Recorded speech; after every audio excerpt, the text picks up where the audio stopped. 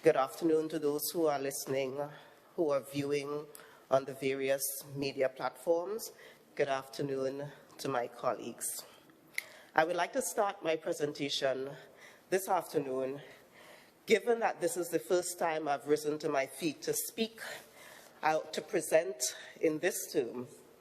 I'd like to start by congratulating you, Madam Presiding Officer, for elevating to such an auspicious level. I would also like to say a special thank you to the electoral district of Belgarden Glamorgan that has gotten me to this point.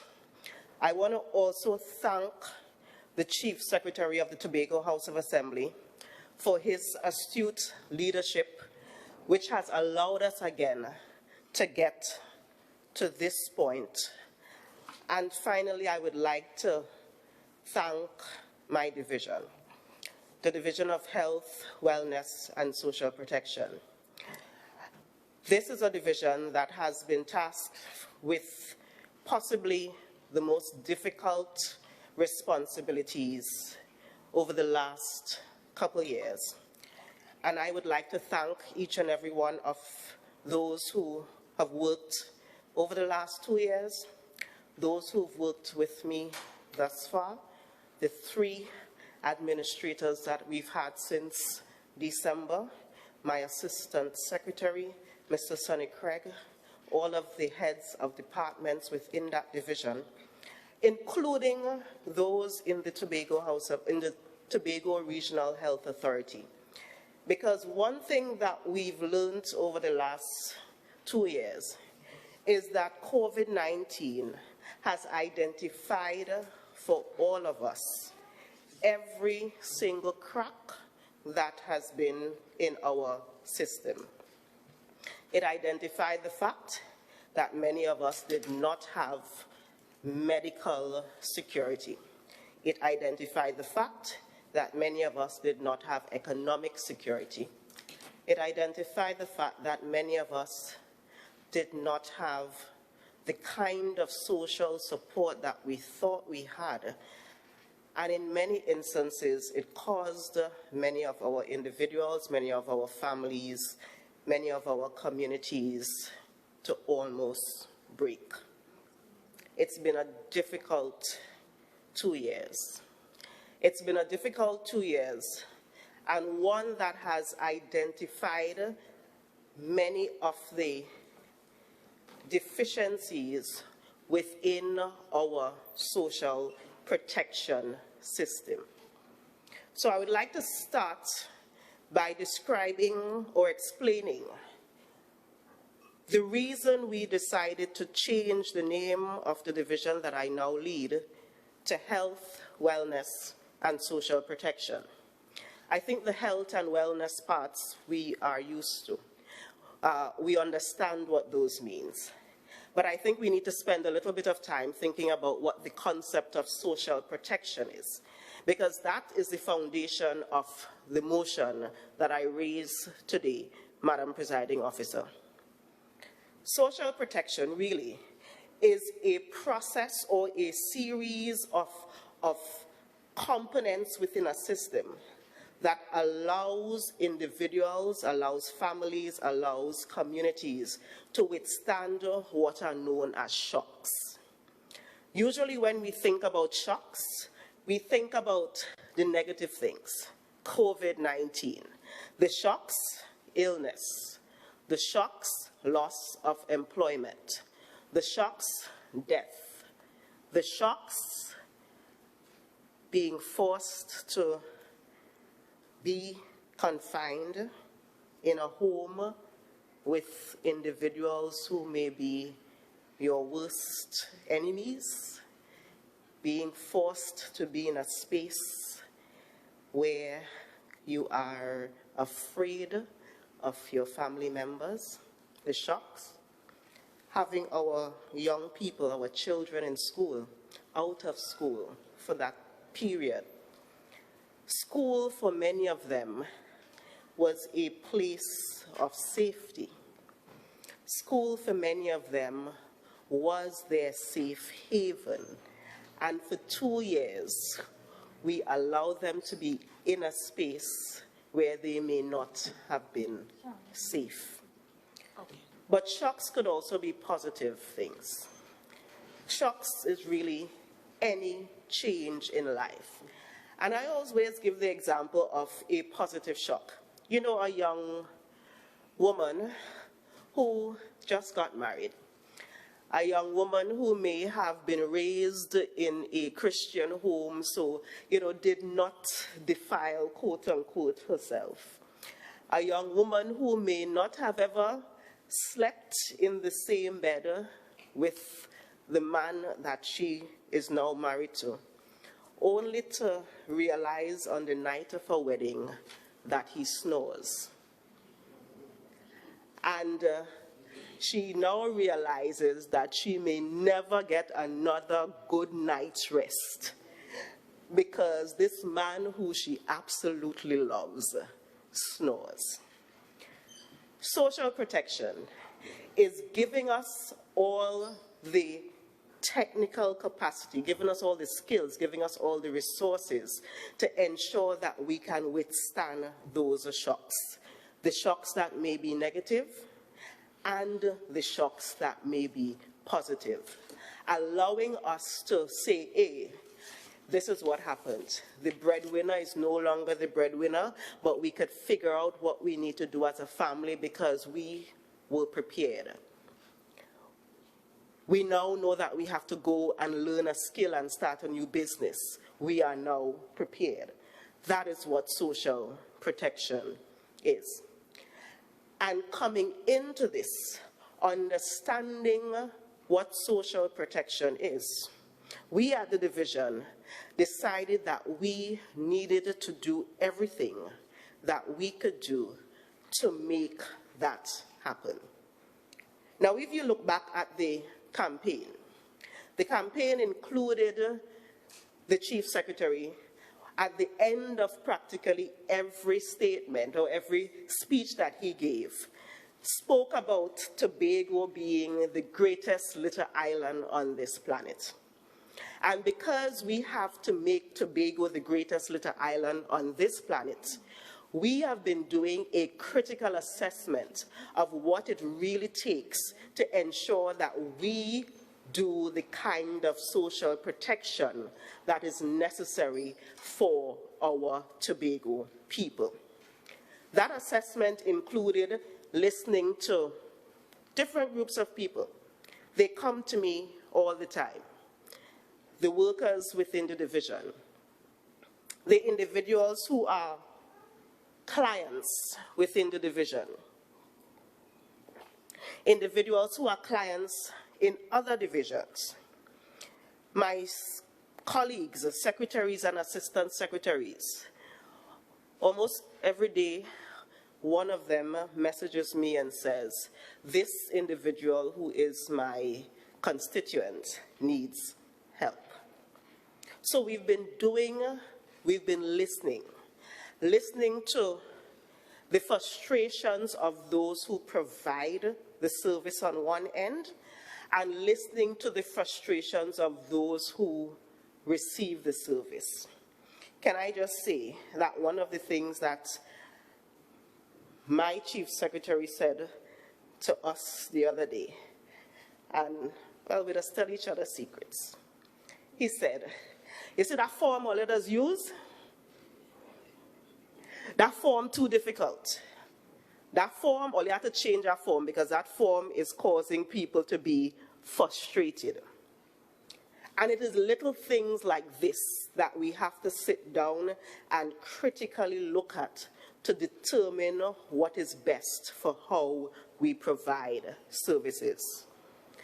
The social workers, they've been saying to me, Faith, we're tired.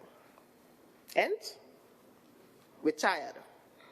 We're tired, try to do the work, and then it doesn't work.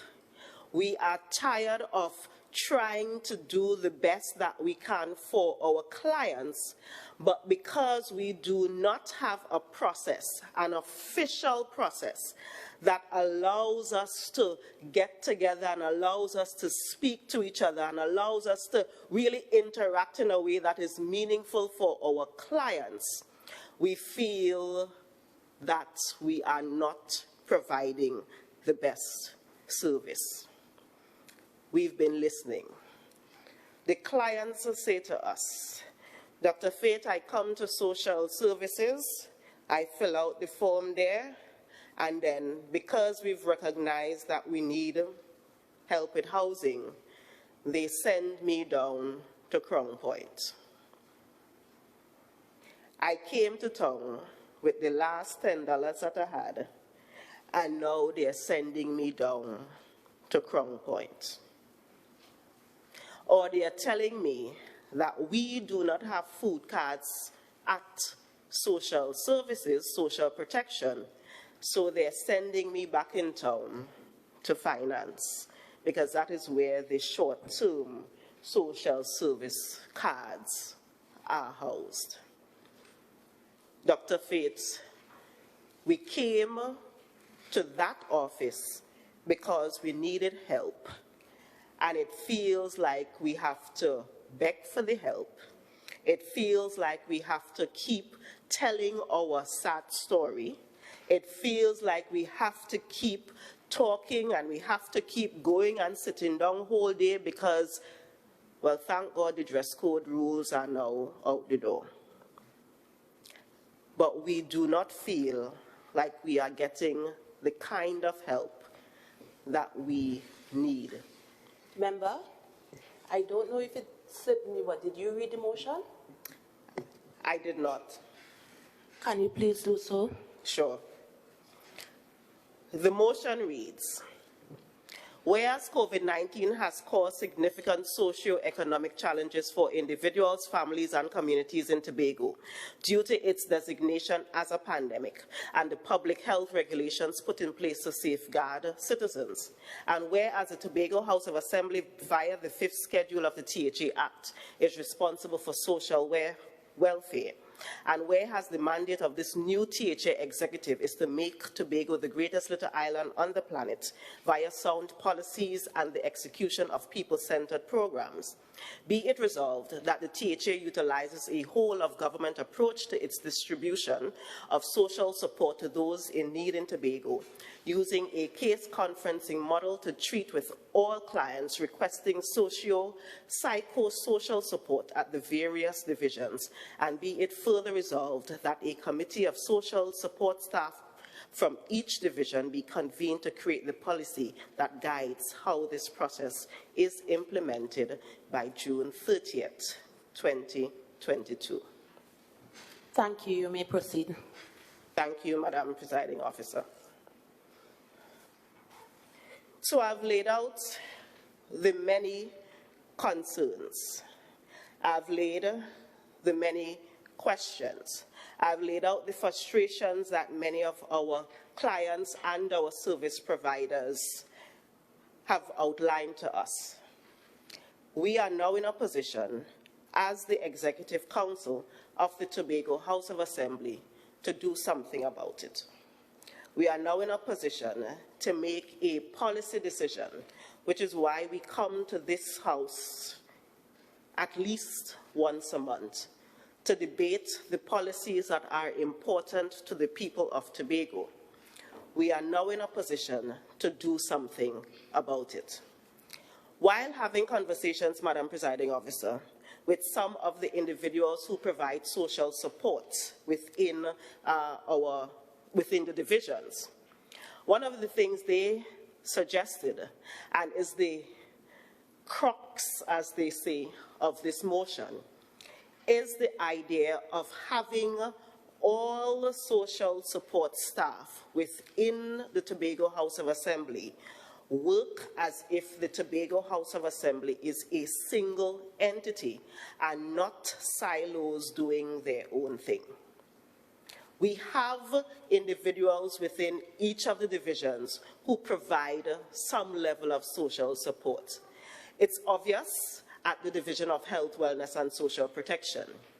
We provide the rental assistance. We provide food vouchers if those are available. We provide counseling. We provide housing if that is necessary. We provide those kinds of support. But if you are someone who needs help with building your house or constructing your house, you would then have to go to the division with responsibility for settlements.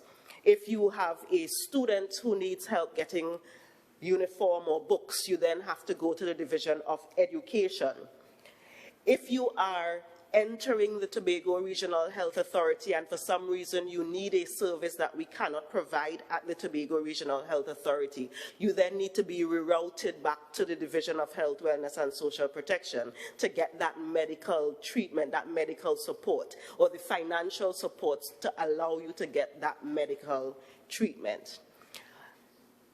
We are now at the point where we've all recognized that it is critical for us to treat the Tobago House of Assembly as a single entity known as the Tobago House of Assembly, and therefore provide an opportunity for those who do the social support to come together and work together for the client.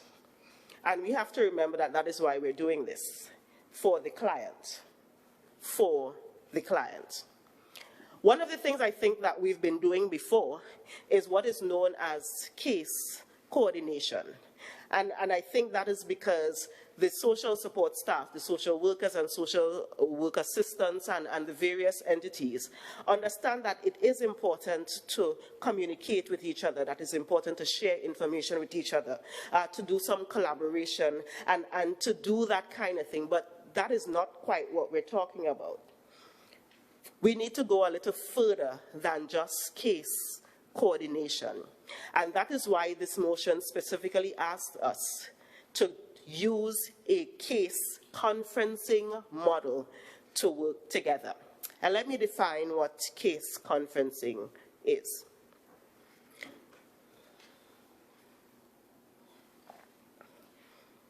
It is a more formal, planned, and structured event which is separate from regular contact with the clients. Let me repeat that. It is a more formal, planned, and structured event that is separate from the regular contact we have with the clients. The goal of case conferencing is to provide holistic, coordinated, and integrated services across providers and to reduce duplication. Now, that is another thing that has come up quite a bit. We have clients, because they are trying their best to get as many services as they can, because they need it. They go social support shopping, for want of a better term. And they go to one division and then go to another division and they go to another division and they go to another division because they're really trying to get as much as they can out of the system. Now, what the case conferencing would allow us to do is for all of the entities within all of these divisions who are providing their various kinds of support to sit in a single room. Now, COVID has taught us that that room can be a virtual room, and to actually have careful consideration for the needs of the client. So what would that do? Someone walks into the Division of Health, Wellness and Social Protection. Their information is collected at the Division of Health, Wellness and Social Protection. An initial assessment is done at the Division of Health, Wellness and Social Protection. And because I have confidence in the social workers and my social work assistants there, I know that when they do an assessment, it is a real thorough assessment. Now that they've done that assessment, they realize that even though the person who walked in came in saying they want food, because they've done a real assessment, they've recognized that, yes, they do need food. But just handing them a food card or just handing them a food voucher is not going to solve their problems. What we need to do is to look at the entire individual and figure out what is best for them.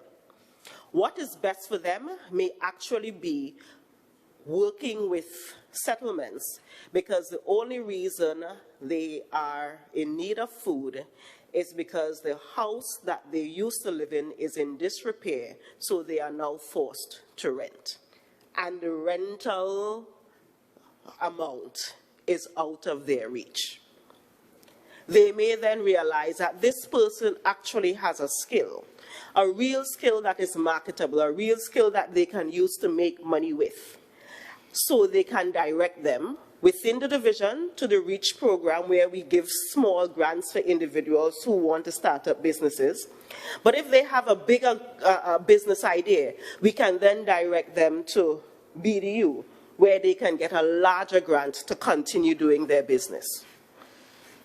They may realize that even though they came in and spoke about food, that they actually have children who are home who have not gone to school yet because they do not have the uniform, they do not have the school books, they do not have the school shoe. And instead of just sending them over to education, the case conferencing would allow them to speak to the various social workers, social support staff, to get what is needed for this particular client. Now, what that does is ensure that when we are done with the client has gained the capacity to no longer be a client. And I want you all to think about that a little bit.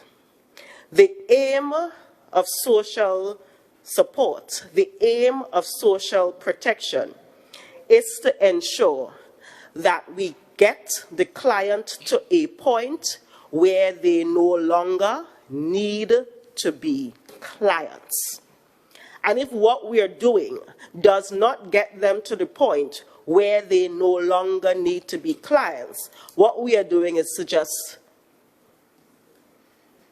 tag them along, not building their capacity, not giving them the tools to give them the technical competence to no longer need our service.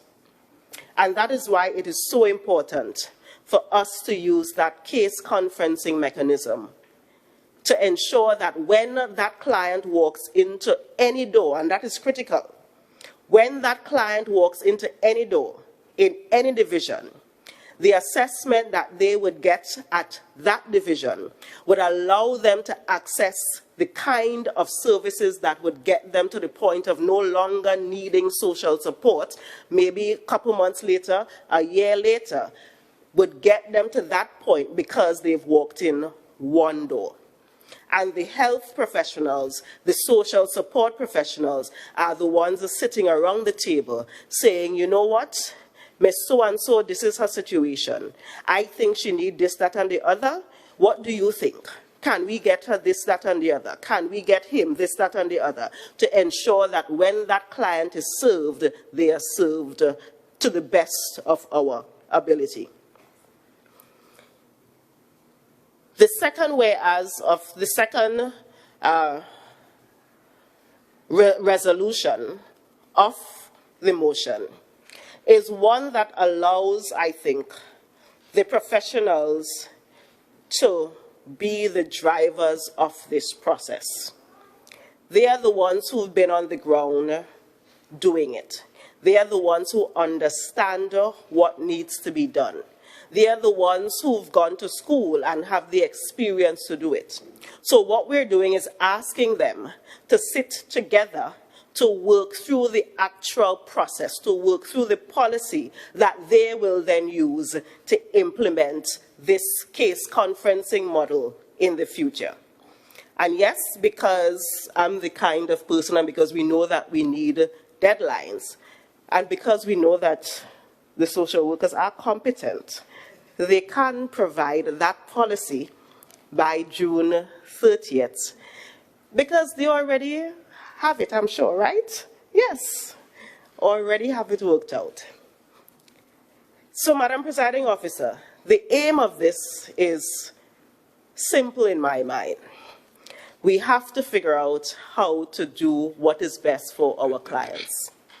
The Tobago House of Assembly has the policy of this executive of the Tobago House of Assembly is one where we have spoken quite a bit about digitization.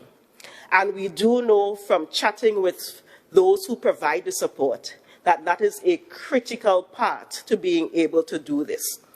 Because one of the things we hear very frequently is that if the client comes in and the client puts in their name, address, date of birth, the number of children, they have the name of the children and so forth, those things don't change when they move from one division to the next. So if we have a central system where that kind of information could be put in so that when they are seeking support from the other divisions, the social support staff already have all of the background. They already have the basic information. That would help the process so much faster. So, Madam Presiding Officer, in my mind and in the mind of the Executive Council, the motion today is a simple one. It is one that puts the clients, it is one that puts the people of Tobago at the center of service provision. It is one that allows individuals to not have to go, as we say, begging cap in hand.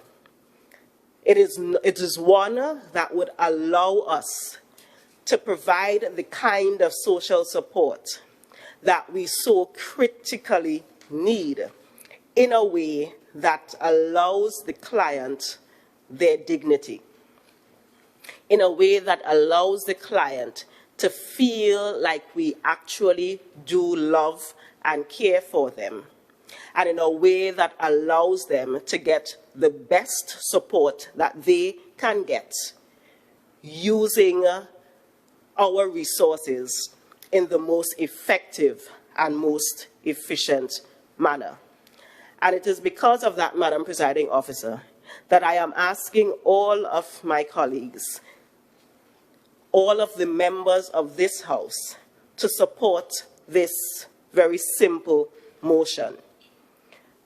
I round up by reading the motion again. It says, whereas COVID-19 has caused significant socio-economic challenges for individuals, families, and communities in Tobago, due to its designation as a pandemic and the public health regulations put in place to safeguard citizens. And whereas the Tobago House of Assembly, via the 5th schedule of the Tobago House of Assembly Act, is responsible for social welfare.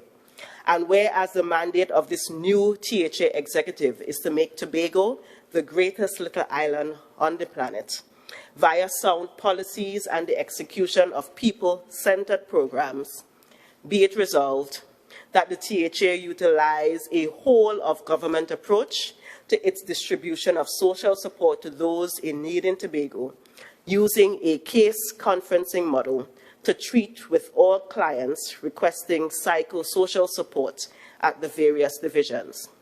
And be it further resolved that a committee of social support staff from each division be convened to create a policy that guides how this process is implemented by June 30th, 2020.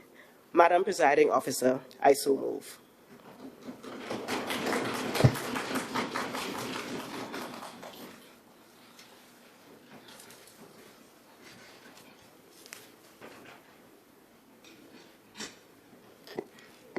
Honourable members, the question proposed is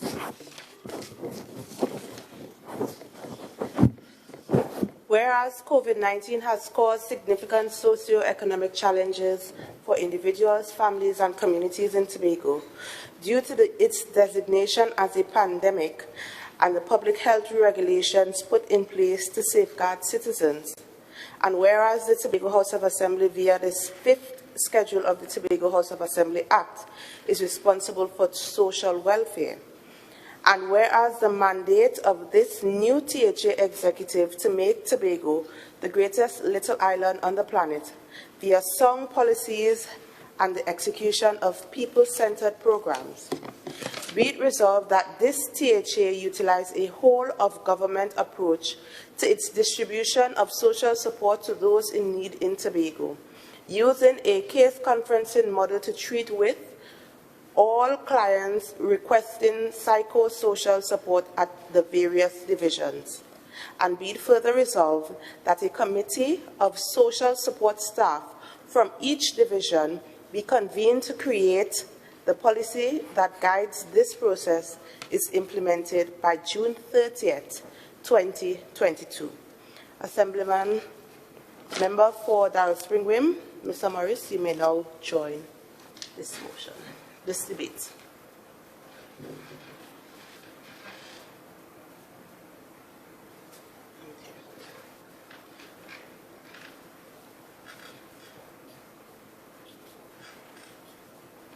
I am joining debate now, Madam Presiding Officer. I'm sorry, I didn't hear you, Minority Councillor. Permission to join the debate at this time.